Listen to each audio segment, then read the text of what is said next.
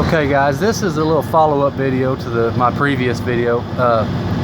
We're getting ready to transfer fuel from an inland barge to our barge. Right now I'm just going to kind of show you the basics of what's going on. There's a tankerman on the other vessel. He's opening valves and kind of getting things going. So we're just going to show you what's happening here. Okay, that's him right there. He's opening up valves. He's got it in gear. His pumps are picking up prime right now. If he's not already sending fuel to us, he will be shortly. So basically those pumps pull product out of the tank that he's opening, and it'll pump it up this pipeline into this hose that we lowered down to them from our barge. And of course it comes in here, and then we got our valve open and it drops down into the tanks that's in our barge.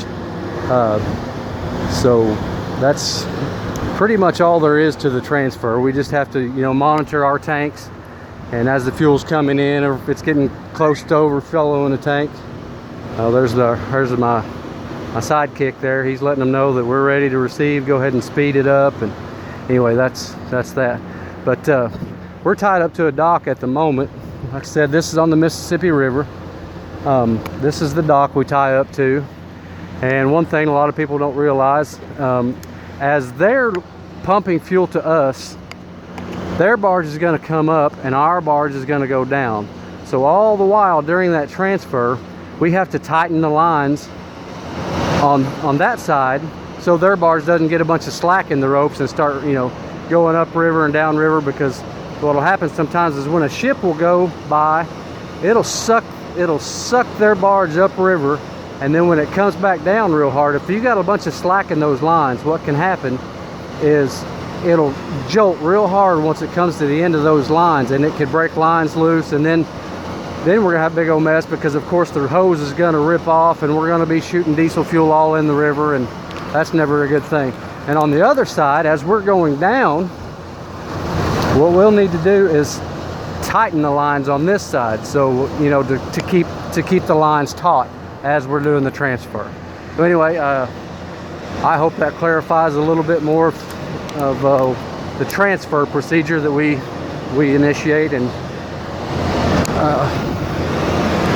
hopefully that'll answer some questions. Anyway, thanks again for watching. I guess I'll show you real quick a picture of an inland tugboat while I'm here.